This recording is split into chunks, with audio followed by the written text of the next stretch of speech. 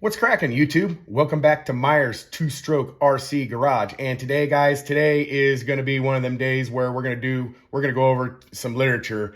And what I have up here is I got my computer up here, and I've downloaded the Taylor 71 Supreme owner operator manual, and I kind of wanted to make a video. I always like to go through the owner operator manual before I get a bigger or new engine or whatever. And there's some things in here that I kind of wanted to touch on and stuff and all that stuff. So why don't we go ahead and jump right into it. I'll go ahead and close that out. And so we're gonna go ahead and I'll probably skip through some of it, whatever, but we'll see how it goes. But Taylor 71 Supreme installation and operation. Congratulations and thank you for purchasing your new Taylor engine. This is a high-performance two-stroke engine which produces over 5 times the power of a standard large-scale RC. And I don't know, this 71 is probably going to produce more than that. Please be prepared for the transformation of your RC. Drive with care while getting used to this. We strongly recommend getting a remote kill switch, and I have John. He's sending a kill switch with it because I think the 71 has a different style of coil on it, and I think the one that I had on the 40, I don't think it'll work with it. So, and then it has some safety notes, because of the performance potential of this engine, which we're going to be putting in a Baja. It is necessary to operate the vehicle in a super controlled environment out in the open. And I got that. We'll be, going out to the fairgrounds. And has some fuel safety guidelines, pretty common sense here, highly flammable. Don't smoke while you're doing it or whatever. Don't smoke while you're refueling. And then this is the installation in the Losi 5T, and we're going to go ahead and scroll down here to installation in the Baja.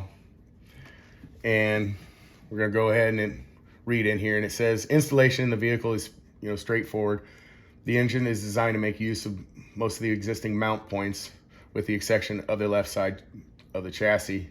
Here, 2 brackets are supplied as part of the engine package, and I have those. Since I already have the 40 and I sent it off to be bumped up, I already have this back bracket here, and I already have this bracket, but I think I need it to be a little bit different for the 71. So, but I'm not sure. I don't know. So we'll see when we get it. Some adjustment will be required to your throttle linkage, to connect the carburetor. Okay, so mine should be pretty close since, I already had the 40 in there with the WJ71 on it. So, and that's what the 71 comes with.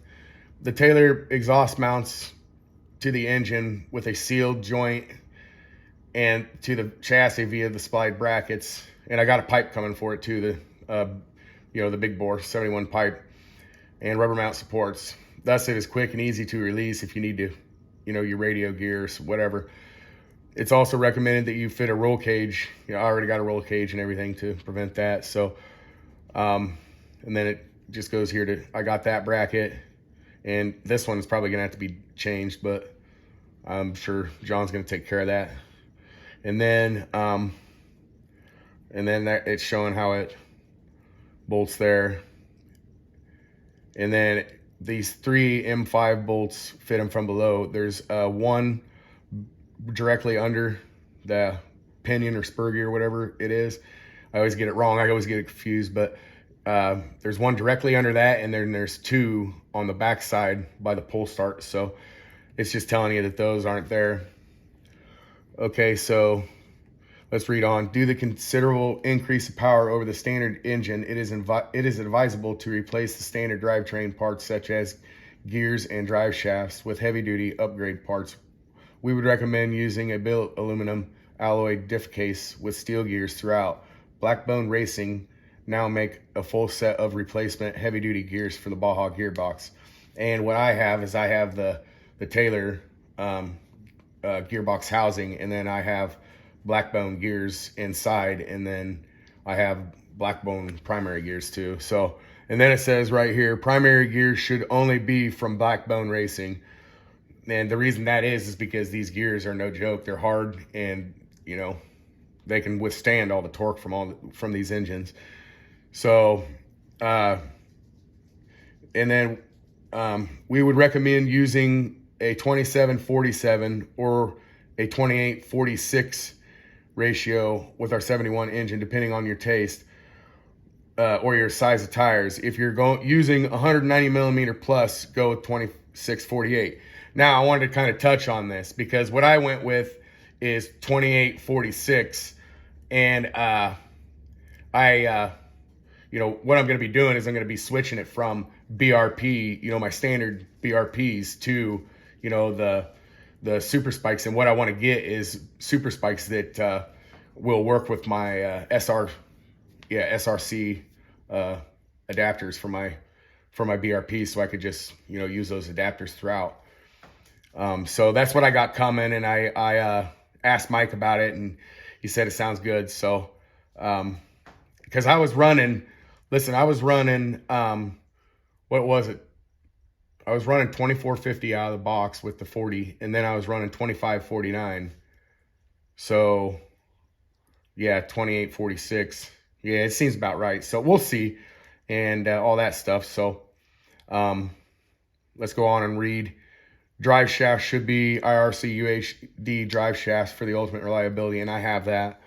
And then it says to make control of the vehicle easier, it would be advisable to fit some sort of wheelie bar on the rear of the chassis. I got my Bebop wheelie bar, and this together with heavy oil in the diff, 250,000 to 2 million weight helps. I'm just kind of filling that in. Helps make the vehicle more drivable on the throttle. And there's my wife messaging. Okay. But anyways, let's get back to it. Helps to make the vehicle more drivable on the throttle. The ideal solution is the Taylor Hex lock kit. To forget failures, forget. And I have the Taylor locker in the back of the Punisher already, so we should be good there. And finally, a good set of wheels, preferably BRP wheels, will be required to prevent constant foam blowouts. And then, of course, the Genesis wheels don't have foam, so we won't have to worry about that. And then let's go down here. There's some more I wanted to touch on. The engine starting procedure. And I already got my air filter, and it's oiled and everything. Okay, first time starting the engine. When starting the engine for the first time following installation, it will be necessary to draw fuel from the tank up to the carburetor. Push C, and since I have a WJ71, it doesn't have a primer bulb, so you're just going to choke it. You push the choke lever to the on position, press the decompressor valve down, and this 71 will have one. It'll have the decompression valve right there. And then you got to push that down, and let's see. Okay.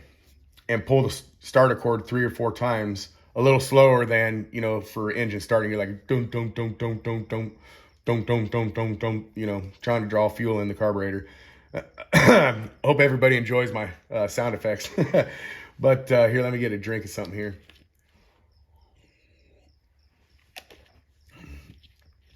It says if you have clear fuel tube, you'll see it, being drawn into the carburetor. Once this procedure is complete, you can start the engine. Okay, so let's see. Starting engine. With the choke on, first engage the starter fully, and then pull the starter cord fully and strongly to start the engine. Please note that it is necessary to reset the decompressor valve after each pull of the starter. So that means every time you pull on that starter rope, you got to press that. Otherwise, it's it's going to be a little hard on your wrist. So, and it goes on to say, it says after 2 to 3 pulls of the starter, the engine should fire once.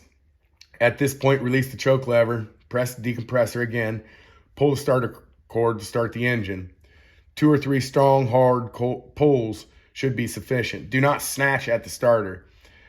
What he means by that is don't just rip it out of They'll just grab the handle and just rip it out. You know, he wants right here. It says they want you to engage. You know, feel the starter engaging first, and then pull through with the strong, meaningful stroke. So, so that goes, you know, for starting, and then engine break in. After starting the engine, make sure it is fully up to operating temperature before driving the vehicle. For initial break-in during the first 5 minutes, allow the engine to idle with intermittent blips of the throttle, then cool. So that means then you're going to shut it off and let it cool. And then for the second, third, and fourth start, operate the vehicle in a large, wide open space at medium speeds with a nice, rich, crackly tune so that there's lots of fuel going through the motor and there's lots of air rushing over the fins. The cruelest thing to do to a new big bore engine is driving it slowly in a small space.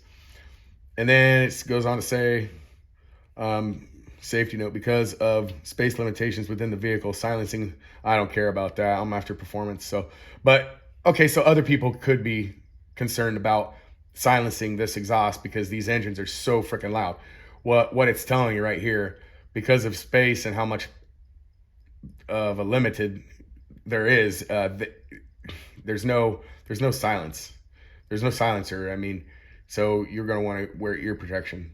I usually don't, but I mean, I've been around a lot of loud stuff, and I'm hard of hearing anyways. My wife will tell you that. So, okay. And then it says, we're going to go over the Walbro WJ71 carburetor settings, and I'm going to have to reset these from, well, we'll see where the 40 was.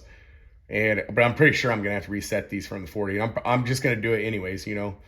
Before I even do anything, when I mount the carburetor up, I'm going to reset the needles to what this says. So, okay, so your engine's already been checked and tested. Okay, so mine's a different situation because I shipped it to him without the carburetor. So, like I said, I'm going to have to, you know, reset the carb. So, we fit the WJ71 as standard, which does not come with a priming bowl. However, the priming the engine is simple. Pull the engine over with the choke on a few times in order for the fuel pump within the carburetor to pull fuel up the line into the carb itself. It's ideal to there he goes. He's saying it again. It's ideal to use a clear line so you can see it coming in. And then you can expect the engine to fire up sometimes with the aid of a small amount of throttle, you know. And I've ran into that a couple times, you know, all with the 40, you know, I'll crank it, or I'll get that pop out of it on choke. And I found a lot of times it's a lot easier just to give it just a little bit of crack in the throttle and, you know, pull the rope, and man, it just fires right up. And so here we're going, it's going over, you know, carburetor, you know, what the deals are, you know, the levers and all that stuff. And then it says low speed base settings is 1.5 turns out, and then high speed is 1 3/8 turns out. So, so that's where I'm going to start. And the base settings of the mixture screws may need some adjustment to suit your local atmospheric conditions, you know, temperature, humidity, and everything. If so, adjustments should be made 1/16 of a turn at a time with a test run after each adjustment. Do not exceed 1/3 of turn from the factory setting, or it may result in engine damage. And then it's going on to show you the choke lever and the fuel feed. But yeah, this is your choke locking deal. This is what locks your choke on. So you can just, what you do after you get that pop is you just hit the throttle on your remote, and you know, for your car, and then the choke kicks off all by itself. And then there's the actual lever, but that's the locking mechanism that kicks off when you hit the throttle like that. I really love this WJ71. I really love the carburetor. Okay, yeah, it's going over. This carburetor has only one connection to the fuel tank. This is the fuel feed tube, which must have an in-tank filter fitted. Okay, so there's no fuel return, and you know, the hole has to be plugged off. I've already done that. And then here it's going over, I wanted to kind of touch on this stuff because what I did when I got the 40, I ran it for like a month and a half with the 54 millimeter clutch on it, and it didn't last long. It tore that 54 millimeter clutch up. And so I went ahead and upgraded to the 62 millimeter clutch on the 40. And that's what's going to be, coming back on the 71. So with the setup, it goes on to say, with the setup into big bore engines, we also need to increase the performance and durability of the clutch system. After a massive amount of investment and research, we have now redefined our own centered steel clutch. The Taylor V3 clutch, combined with our Taylor, combined with the springs. This clutch is now an extremely reliable, durable, big bore clutch system, requiring no maintenance or regular adjustment. Just fit and forget.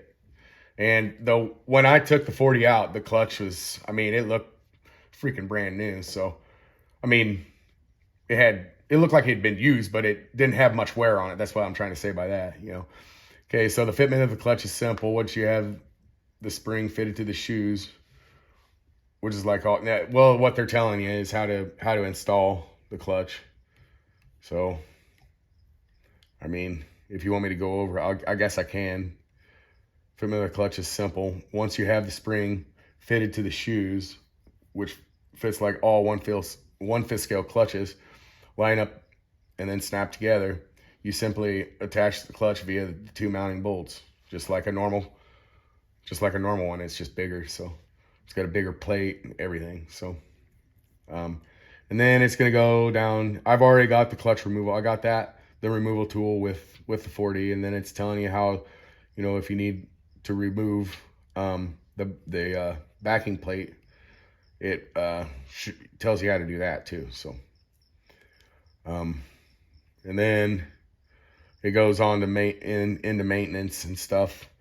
And I like to go over this section just because I like to. So, to ensure that you get the maximum enjoyment out of this product and a good service life. And I had the 40 for 3 years, and it might have been over that, but I had the 40 for 3 seasons. I remember ripping it for 3 seasons. And when I sent it to John at Detroit Performance, it was not lacking in any power or anything. That's not why I sent it there. I was just wanting, something a little bit better. And then I forgot to do it, but when I was taking it out of the Punisher, I was looking in, I had the exhaust off of it and stuff, and I was looking in the cylinder, and you could still see the crosshatch in the cylinder. The cylinder was just absolutely still beautiful inside. It had a lot of life left in it. That's what I'm trying to tell you guys, and all that stuff. So, so let's go ahead and go on with this. I got distracted again. So, to ensure that you get the maximum employment from this product and a good service life, Taylor RC recommends that you take a little time to clean the engine and vehicle after each use. What I usually do is I blow mine off, with my air compressor and stuff. And if it's wet outside, it just blows the dew right off. So, so that's what I do. It goes on to say it's easy to spot a little problem such as a loose bolt on an engine mount before it becomes a much bigger problem. And that's another thing I do. Not only do I just blow my RC cars off or my machines off after every run, but I actually do a pre-run and post-run check on them every time. And I always, if a lot of times I won't catch it on the post-run check, and I'll check it on the I'll catch it on the pre-run check. So I like to do those both, pre and post-run checks. So it helps catch a lot of stuff. So, in these Taylors, I imagine the 71 is going to be a little bit more extreme, but that 40, it seemed like it liked to rattle every little single stinking fastener on that thing loose, just out of nowhere. And so I imagine this 71 is going to be a little bit different, but we're going to go on, and it goes on to say, it is absolutely essential that only the best quality full synthetic 2-stroke oil is used at 25-1. We recommend Pudu Line RS 590, RS 959, Motul 800, which is what I run. And there are and it goes on to say there's lots of other great products on the market. Just ask if you're unsure. And he said this must be mixed at a fuel ratio of 25-1. and only good quality 93 plus octane must be used to prevent the possibility of detonation or seizure. And what he's talking about, that is spark, the engine knocking. If you advance your spark too much, it pings. That's what he's talking about, and that's what happens in detonation. Detonation results in seizures. So we also suggest using a lead additive in an ideal world. It says we suggest using a lead additive in an ideal world with your fuel for the ultimate reliability, or run 2-stroke friendly leaded race fuel such as VP 312, and that is also what I run. So the best type of air filter to use with the engine is a quality foam like the Ram Air. Needs to be oiled inside and out. Goes on to tell you got to take it off and clean it regularly. And I got to clean my outerwear and my filter that I got to put on, the 71 when it gets here. So let's see. Okay, please ensure that your fuel equipment and fuel system of the vehicle is kept in clean condition. Dirt can play havoc with the carburetors and leading to much frustration and little fun. Please make sure your fuel tank and fuel filter is in good working order. And what I like to do is I like to change my fuel filter after every season. So while I have had the tank out, I went ahead and changed fuel filter. So that's what I do every season. So due to the size of these engines, they tend to offer longer service life from the piston and ring than you be used to with traditional tuned RC engines. This will depend on how you use it and look after it, but it's not unusual for a well-maintained Taylor engine to go years between rebuilds. Yeah, and I had, like I was saying, my 40, I went 3 years without rebuild, and it didn't. I don't feel like it needed a rebuild. I felt like it was. It was just as powerful as ever. I really do. I go back and watch some of my old videos and I compare them, and it just seems like it runs just as good. So, anyways, it says, if you're caring about a rebuild, we are more than happy to do it for you for a small charge plus parts. And that's what John's doing at Detroit Performance. So yeah, guys, that's going to do it for today's video. I just kind of wanted to go over the 71 operating manual and instructions and all that stuff and all that. So if everybody liked the video, make sure you give it a thumbs up. And if you haven't subscribed yet, guys, and you like what you see, you should probably do that, because this is what I do. And I don't just go over manuals. I do fifth scale RC. That's what I do. So yeah, and if there's something on your mind, leave a comment in the comments section, guys. We will see you in the next one.